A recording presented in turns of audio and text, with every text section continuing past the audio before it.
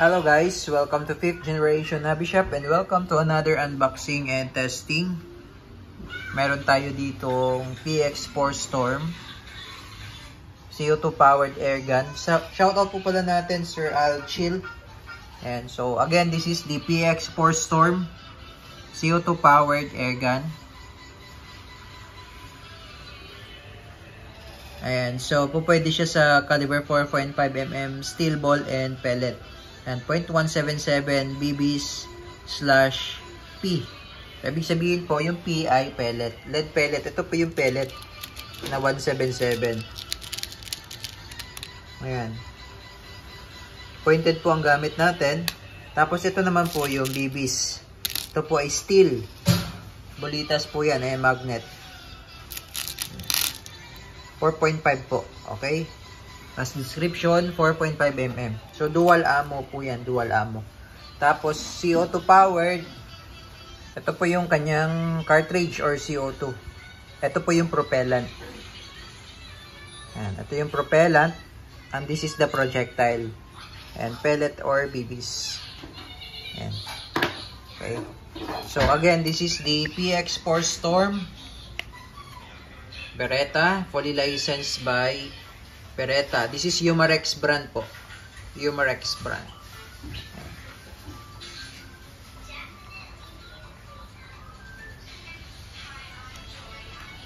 Meron na siyang rail for flashlight. Ayan. Okay. So, ito yung kanyang specs. Ayan. CO2, steel ball, pellet, metal slide, blowback action, magazine, capacity 2x8. Ano ibig sabihin po ng 2x8? Okay, so papakita ko sa inyo yung magazine niya. Kaya po siya 2x8. Ayan, ito yung kanyang box.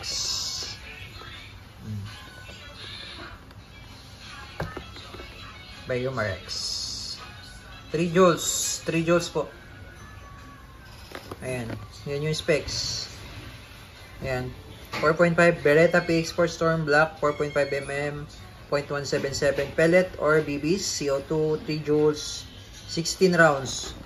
Kaya siya 16 kasi 2x8.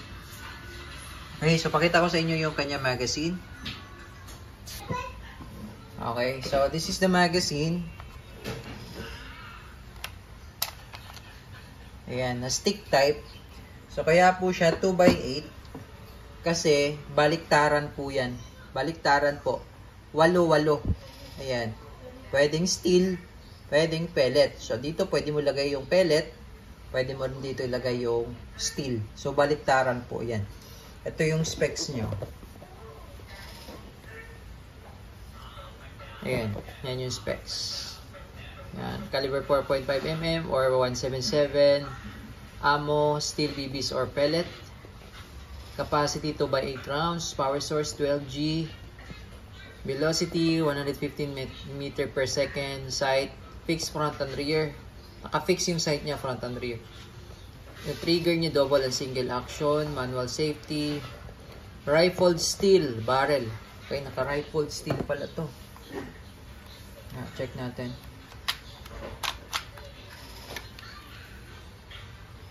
Kung makikita ba.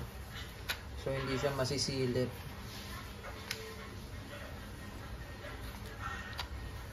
Ayun, nakita ko na. Ayan, so, makikita nyo po, ayan meron siyang groove. Ayan, wala po yung magazine Ayan, tinanggal po natin yung magazine. Ayan, wala po yung magazine. So, makikita nyo po dyan yung groove niya, ayan Ayan, hindi lang masyadong klaro. Ayan, pero meron siyang groove, may spiral po siya. Yun po yung tinatawag nating rifling or rifled steel. Ayan. Ayan. Tapos yung haba ng barrel ay 114mm. Ayan. Yung bigat niya ay nasa 725 grams. Yung overall niya na haba 190. Yung haba ng piston millimeter. Yung haba ng piston. Okay, yung barrel is 114. Okay. So ayan po yung ating PX4 Storm Beretta. So ibig sabihin po, pwede siyang pellet, pwedeng steel ball. So, babalaan natin ng steel ball. Pag ganyan po yung, yung pasok ng magazine, yung yung picture, ito, pag ganyan. Hindi siya pag ganyan. Pag ganyan po. No? Ganyan. Ayan. Ito yung mag-release. Ayan. Stick type siya. Tapos, sige, ludan lang muna natin ng bulitas saka pellet. So, bulitas, ayan. So, makikita nyo naman yung picture, no? Diyan. Papasok mo lang siya. Ilalaglag mo lang, kumbaga. Kasi may magnet yan. Hindi yan malalaglag yan. Hindi siya malalaglag kasi may magnet. So, bali 8.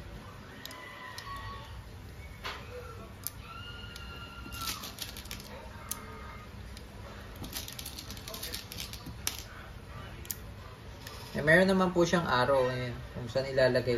So, hindi po siya pwedeng magkabaliktad.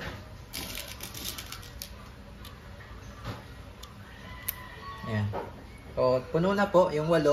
Sa kabila naman po, ito yung pellet. Yung pellet na 177. Ayan. Iikot nyo lang po. Either counterclockwise or clockwise yung ikot, walang problema. Yung ikot ng rotary.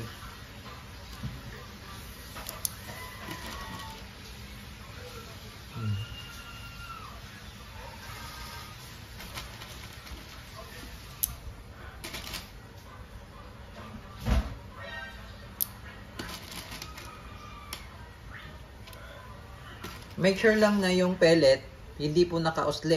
Kasi umiikot po itong rotary. Pag nakausli yung pellet, kakalang po yan. Kakalang. So, hindi po putok. Hindi ikot kasi yung rotary. O, yung matigas yung trigger, kumbaga. Kasi, meron siya mechanism na ipaikutin niya itong rotary. So, pag may nakakalang dyan, sa steel ball, walang problema, no? Sa pellet lang, yung concern natin. Kasi minsan, may pellet na maangat. Yan. So, make sure lang na walang naka-usli na pellet. Yan. May nalaglag. Yan. Ayan. So, ayan po yung magazine niya. Ay, may nalaglag yung pellet. So, yung may pellet kasi na maluwag po. So, check nyo po, no? Maluwag. Ayan. Okay. So, ayan po. Bali, 8. Tapos, dito yung slot ng CO2. Ayan. Ayan yung, dyan natin lalagay yung CO2. Ngayon, bago po natin lagyan ng CO2, makikita nyo po may arrow. Ayan. Arrow kung saan patungo, meron siyang open position, open, tapos meron power. So, ibig sabihin, lagay muna natin sa open. No, open. So, iikot lang natin. So, pag open, ikot mo lang siya clockwise. So, iikot mo lang siyang clockwise. Itong mag-base, ito po. Ayan, iikot mo siyang clockwise. Sagad nyo po, no? Sagad. Ayan, sagad. Sagad po. Okay? And then, lalagyan natin ng oil. Papatakan lang po natin yung valve nandun sa dulo. Ayun, nandun sa dulo. Patak lang po ng oil. Okay, correction po, no? Bago tayo maglagay ng CO2, no, kasi pwede natin tong gamitin yung ating PX4, pwede nating i-quick purse katulad sa mga T4A. So, bibigyan ko kayo ng tip, okay? Bago tayo maglagay ng CO2. So, bali nilagyan na po natin yan ng silicone oil. Tapos, nilagyan na po natin ng mga bala yung magkabilang rotary. So, ang gagawin natin, ilalagay ko po yung magazine. Ayan, sasalpak ko po. Loaded po ang magazine, ha. Ayan, loaded po. So, pagka sasalpak nyo, ito nasa likuran to. Ayan. Okay, so, nilagay ko na yung magazine. Now, makikita nyo po, mayroon siyang open, then power. So, iikot natin sa open position. Sagad nyo lang po, no? Sagad. Ayan. Then, tatakan nyo ng oil. So, nilagyan na natin ng oil yan kanina. Then, lagay natin yung CO2. And then, higpitan natin yung wheel. Ang ikot po ay counterclockwise. So, kailangan sagad po sa dulo. Sa may puwetan ng CO2. Kailangan mahigpit. Sagad siya doon. Ayan. Okay. So, pagka ganyan, naka-ready lang yan, no? Hindi ibig sabihin na pag hinigpitan natin yung wheel, ay punctured na yung CO2. Hindi pa po. Kasi hindi pa naman natin nilagay sa power. Hindi pa natin inikot eh. Ito. So, ito yung quick, kumbaga ito yung quick pursing niya. So, lagay lang natin siya ganyan. Tapos, naka-standby lang yan. Bawa nakalagay sa case. Okay? So, pwede siyang gawing pang home defense. Nakalagay lang siya sa case or sa bag. Tapos, pagka gagamitin nyo na, yan, iikot nyo lang po. Ito, yung power. Ayan. Ang ikot niya po ay counterclockwise. Ayan. Kanina, di ba, inikot natin siya, open. So, ngayon, pabaliktad naman. Ayan, power. So, counterclockwise. So, gagamitin na natin, iikot po natin. Kasi, yung kaninang wheel na hinigpitan natin, eto, ipupush niya kasi yan, di ba, iikot kasi to. Ipupush niya yun para mag-punctured. So, sa ngayon, di pa siya punctured. Ngayon, pag inikot natin yan, counterclockwise, ayan. Ayan po. So, bali, naka-power position na siya pagka ganyan. So, pag inikot mo siyang ganon, yung CO2, napupush. Ayan, napupush siya para mag-puncture. Ayan. So, ito po, ready to fire na to. Okay, ready to fire na siya. Tapos, meron siyang safety dito. Ito. Makikita nyo po, nakababa yung hammer, no? Ngayon, pag ilalagay nyo siya sa safe, ayan, no? Ayan. Yan yung fire pala. Yan yung fire. Tapos, lagay natin sa safe. Ayan, madidikak siya. Sorry, no? Baliktad yung explanation ko kanina. Okay, so pag halimbawa po na lagay natin sa fire, bali, itong safe, ipupush mo lang backward, tapos, itutulak mo siya pataas. Yan, yan yung fire. Yan, makikita nyo po pag red, fire po yan. Ngayon, halimbawa, binaba ko, kasi nga double and single action yung ating pistol.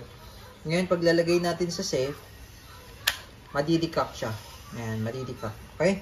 So, yun po. Okay, so double and single action. So, pwede mo siyang ibaba lang. Pwede mo rin ikasa. Pwede rin ibaba mo lang yung hammer. Okay? So, didikak muna natin. Ayan, kaya natin sa save. Okay? So, testing po. PX4 Storm. Okay, testing po. PX4 Storm. Yan, baba mo lang yung hammer and ready to fire. Eh, malakas.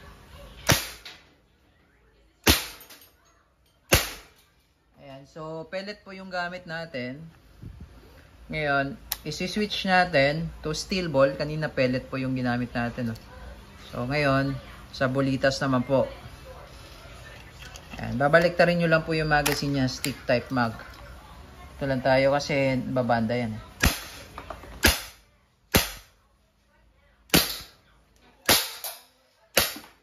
Ayan. Okay, so hindi po ito mag-open slide po, no? Kasi ano po siya rotary mag. Pero blowback po, makikita nyo po na gumagalaw po yung kanyang slide. Ayan. So, ayan po, PX4 Storm Beretta Dual Ammo.